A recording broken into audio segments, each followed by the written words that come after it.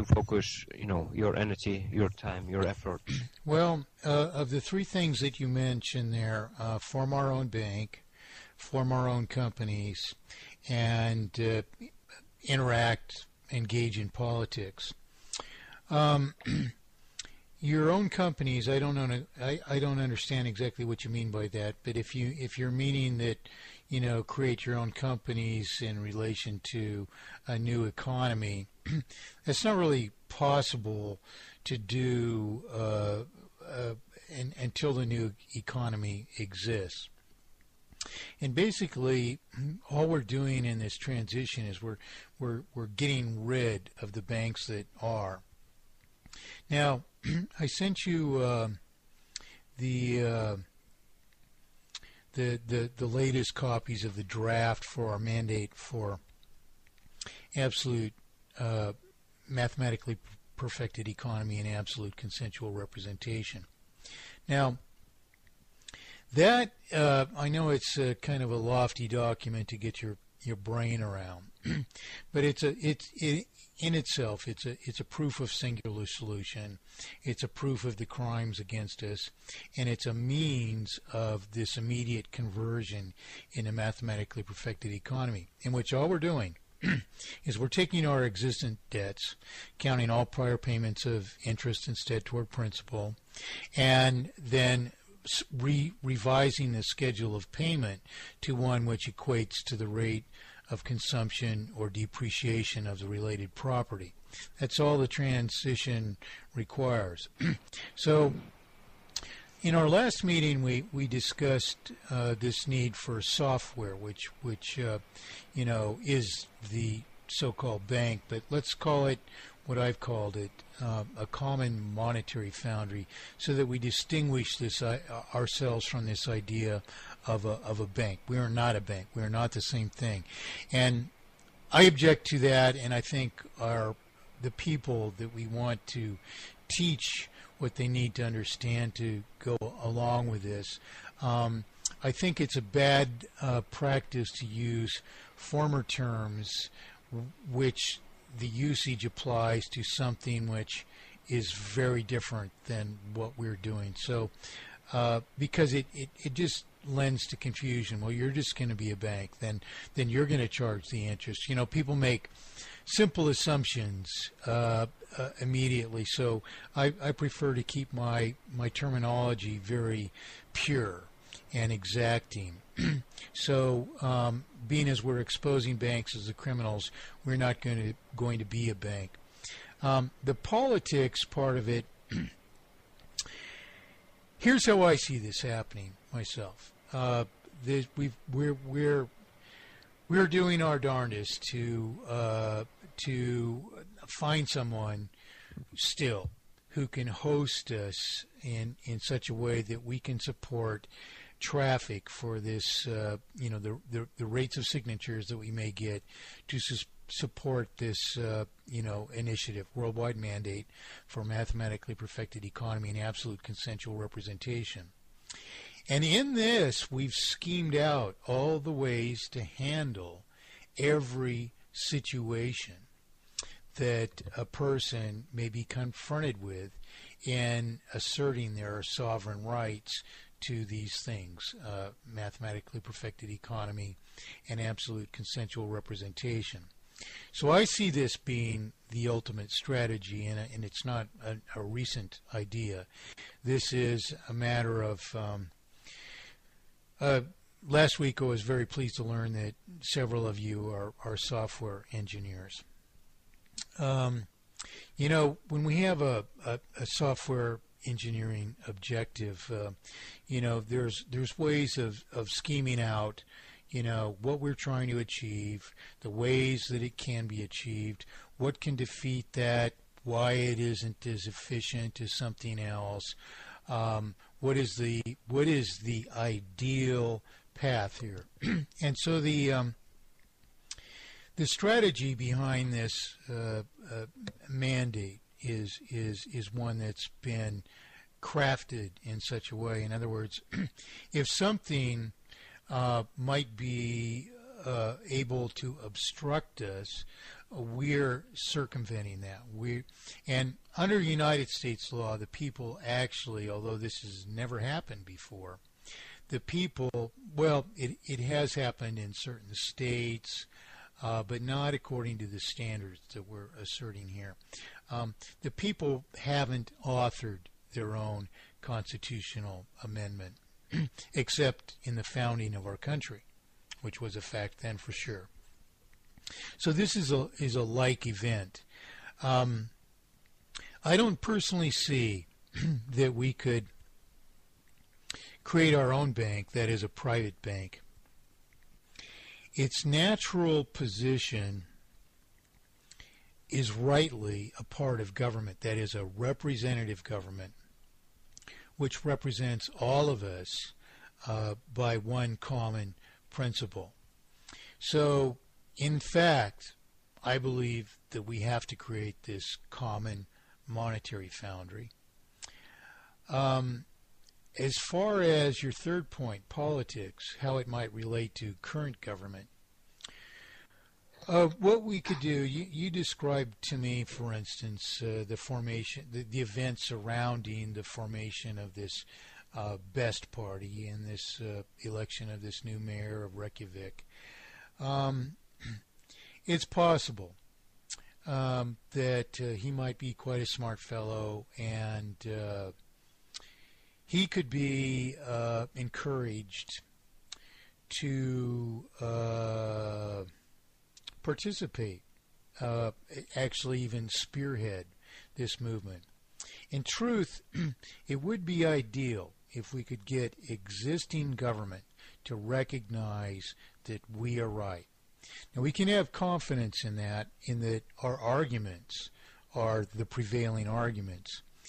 Nonetheless, we all know how politics is, that it's a mechanism that attempts to compromise the arguments of what it interprets to be one side and what it interprets to be yet another side and another side and another side, or however many sides, and it attempts to form some kind of happy middle ground somehow. But this is, in truth, never the way that problems are solved. It may be the way that political action prevails, but it prevails not in solving the problem, it prevails in compromising the solution. So that's the principle that you need to test him on. The thing is, if he believes in adhering to principle as opposed to compromising principle by purported political solution, we have an advocate in government.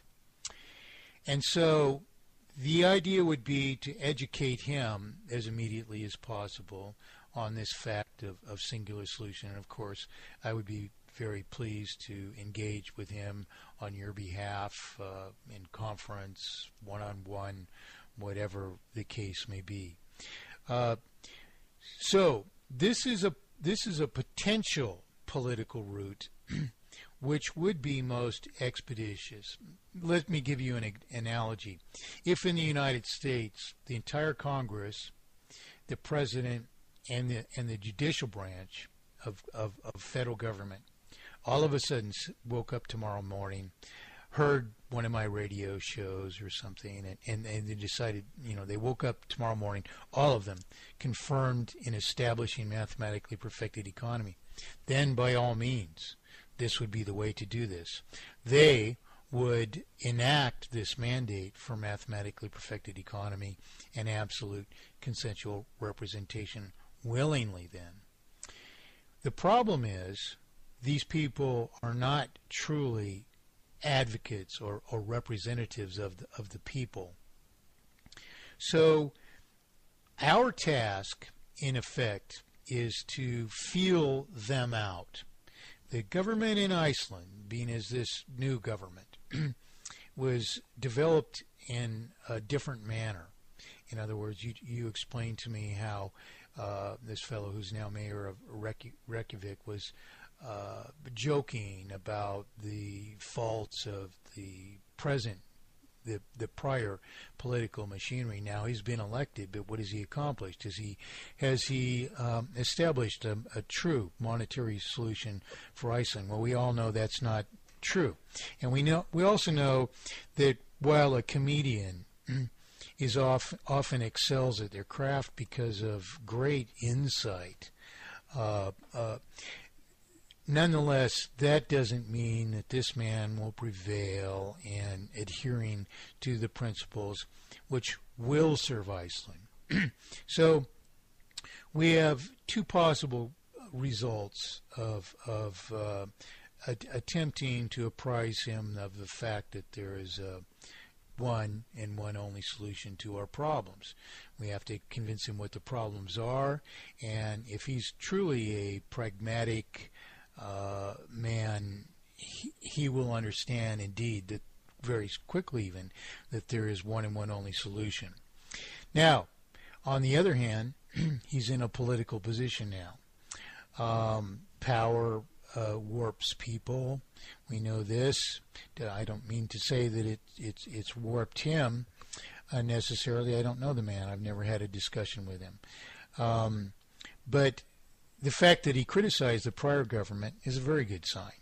Now, the question is he a hypocrite? Is he committed to a path which in the end is only going to condemn him to the same criticism that he levied against the prior government? And so one course of action is to put politics to the test. The other course, we have two courses, and both have to be pursued. The second course is the most important and probable course of success, and that is public knowledge. That is, you are a small group, but I have a rapidly growing group of friends from Iceland on Facebook. And although I don't have time to communicate with people intensely, there are a few people that I am.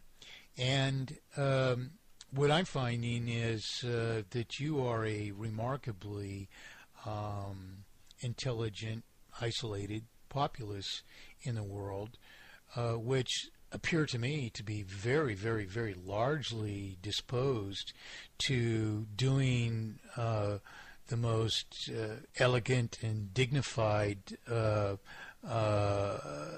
intellectual solution to the problems which are not truly the problems of Iceland, they're the problems of the world. And I actually, if I can share with you, I have an ever-growing number of people who are just intensely interested in what you may do there.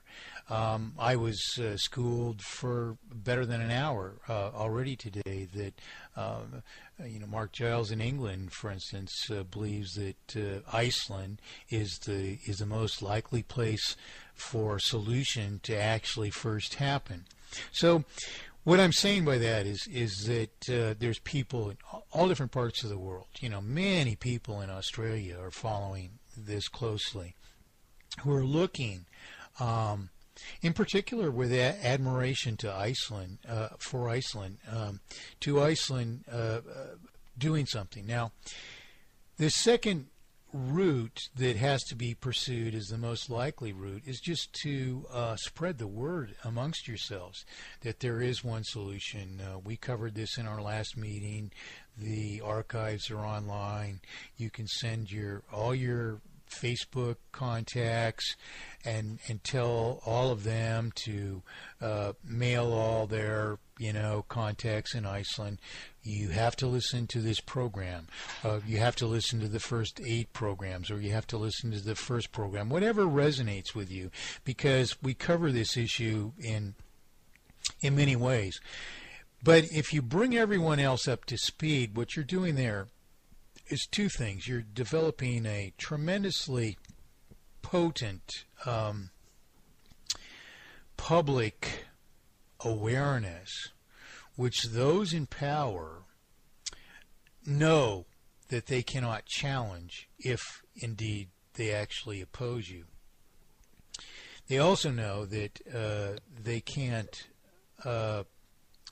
hardly evade you forever, that trouble is coming down the road, that they are in the position of